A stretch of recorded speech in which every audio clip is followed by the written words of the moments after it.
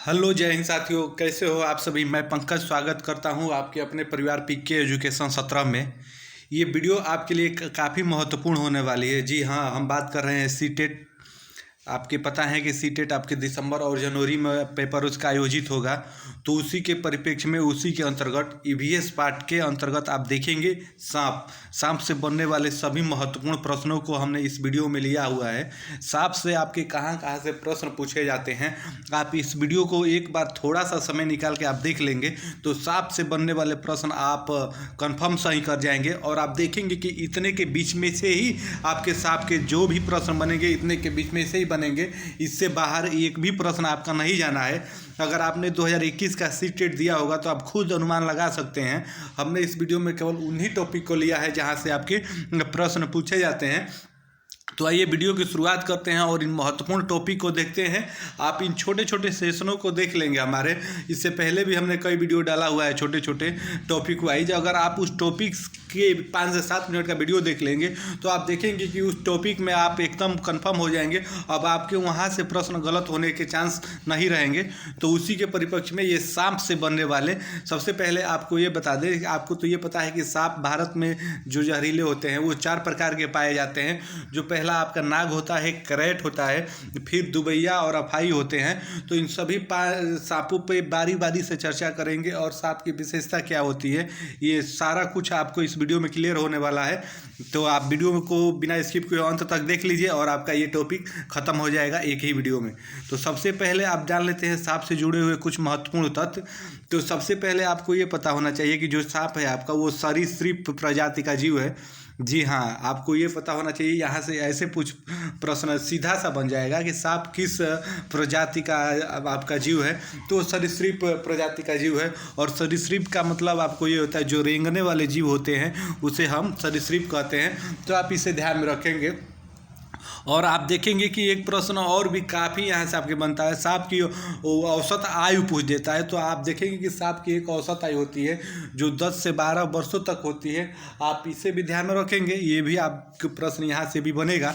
तो वही अगले पॉइंट की बात करें तो 8 वर्ष का नर सांप, यहाँ पे आप ध्यान देंगे, जो 8 वर्ष तक का नर सांप होता है उसके शरीर पर आपके बाल आने लगते हैं। आप देखेंगे कि ये काफ़ी महत्वपूर्ण पॉइंट है। आप देखेंगे कि मादा सांप के पे बाल नहीं आते हैं, नर सांप के सर पे बाल आते हैं, शरीर पे बाल आते हैं, वो भी आपके 8 वर्षों में आते हैं। तो आप ये भी महत्वपूर्ण पॉइंट आप ध्यान में रखेंगे।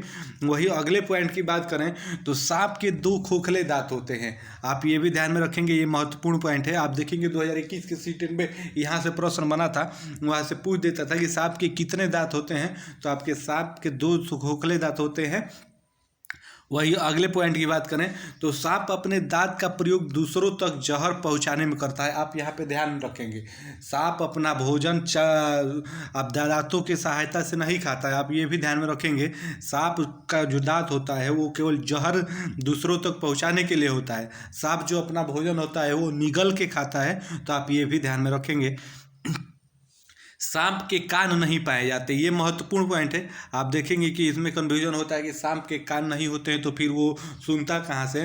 तो सांप देखेंगे कि जो आपके कंपन होता है, कंपन को महसूस करता है और ध्वनि के प्रति अपनी प्रतिक्रिया देता है। इस प्रकार से देखेंगे सांप दूसरे की ध्वनि को सुनता है। सांप के कान नहीं होते हैं, ये महत्वपूर्ण पॉइंट है। सीधा सा प्रश्न आपका यहाँ से बनता है कि सांप के कान होते हैं कि नहीं होते हैं। तो सांप के कान नहीं होते हैं। आप इस कन्फ्यूजन से दूर रहेंगे। आइए एक अगले पॉइंट की देखें तो सर्वाधिक कंपन शरीर के निचले त्वचा पर होती है।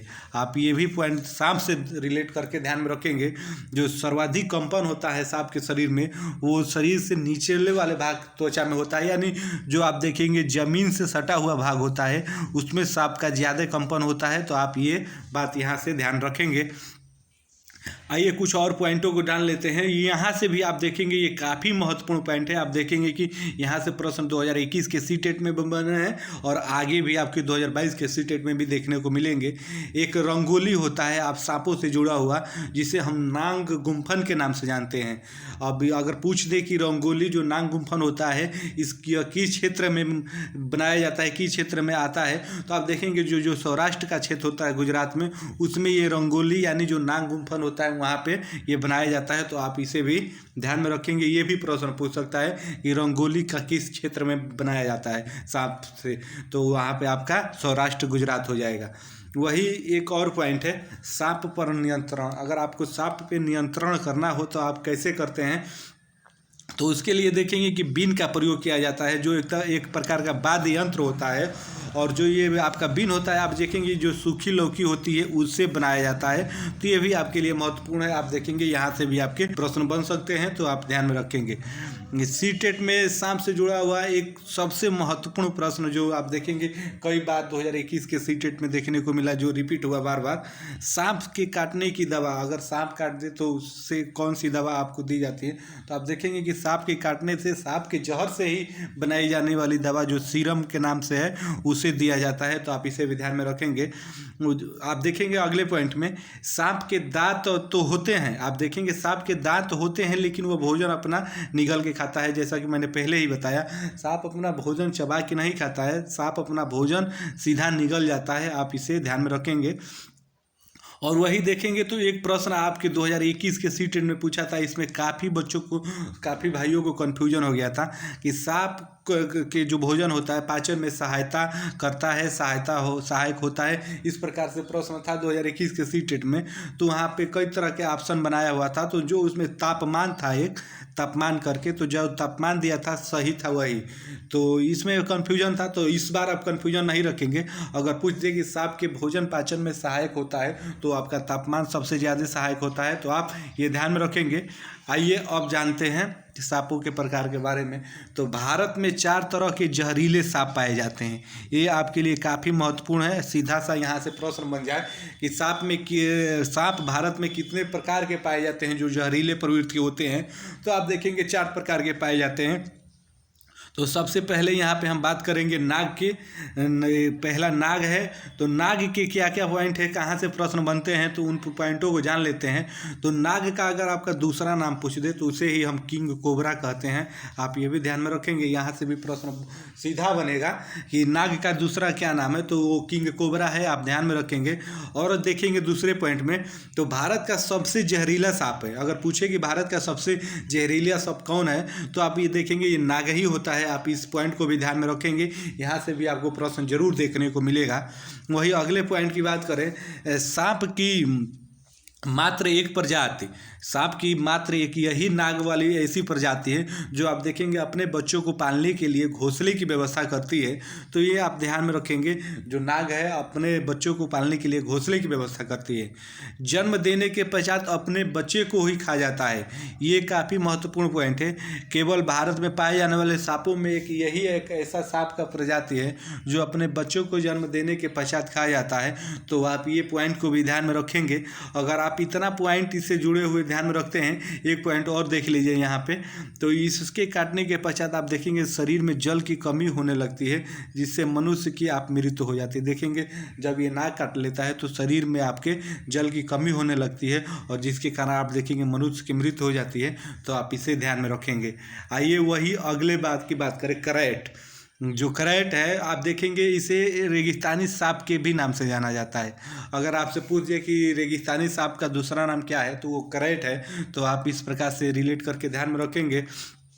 आइए इसमें कुछ महत्वपूर्ण पॉइंटों को जान लेते हैं। करैट की जीभ पतली होती है, जो करैट सांप होता है उसका आप जीभ देखेंगे वो पतली होती है, आप इसे ध्यान में रखेंगे। वही दूसरे पॉइंट की बात करें तो इसके काटने पर आप देखेंगे पता नहीं चलता है, चूँकि इसका कारण ये है कि आप देखेंगे कि इसकी जीभ जो एकदम पतली होती है, तो काटता है तो पता नहीं चल पाता है, तो आप ये भी ध्यान में रखेंगे। यह सर्वाधिक आप देखेंगे राजस्थान में पाया जाता है, जो राजस्थान का आपका क्षेत्र है, आपको ये पता है कि राजस्थान में सबसे अधिक रेगिस्तान पाए जाते हैं, तो इसलिए आप देखेंगे सबसे अधिक करैट जो है आपके रेगिस्तान में पाए जाते हैं। और उसके बाद आप देखेंगे इसके बाद ये महाराष्ट्र में भी पाए जाते हैं। अगर आपका प्रश्न बन जाए कि करैट सबसे अधिक कहाँ पाए जाते हैं, और आपके ऑप्शन में वहाँ पे आप अगर बना दें और राजस्थान न दें, तो आप फिर वहाँ पे आप महाराष्ट्र लगाएंगे। आप ये ध्यान रखेंगे, आप 2021 में भी आप देखेंगे ये प्रश्न बना था कि करैट सबसे अधिक कहाँ पाए जाते हैं, और राजस्थान ऑप्शन में नहीं दिया था, तो वहाँ पे आपका महाराष्ट्र था, तो महाराष्ट्र होगा। तो इस प्रकार से ये आप ध्यान में रखेंगे। आइए अब अफाई के बारे में जान लेते हैं। अफाई से जुड़े हुए प्रश्न किस प्रकार से बनते हैं। तो सबसे पहले आप ये जानिए कि यह पर्यावरण के रंग का होता है। जो पर्यावरण का रंग होता है उसी रंग का होता है, आप ये ध्यान में रखेंगे। यह पूरे भारत में आप देखेंगे पाया जाता है। जो ये सांप होता है अफाई वाला, ये पूरे भारत के अंतर्गत पाया जाता है, आप ये भी ध्यान में रखेंगे।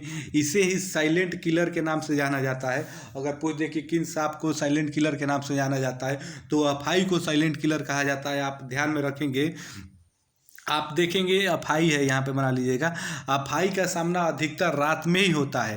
अर्थात कहने का मतलब ये है, जो ये अफाई सांप होते हैं आपके, अधिकतर आप देखेंगे 99% ये रात में ही केवल निकलते हैं। इसीलिए आप देखेंगे इसे रात्रिचर कहते हैं। तो आप ये भी पॉइंट ध्यान में रखेंगे। अगर पूछ दे कि रात में निकलने वाले सांप, रात में सबसे अधिक दिखने वाले सांप कौन है, तो अफाई प्रजाति के सांप होते हैं। आप इसे ध्यान में रखेंगे।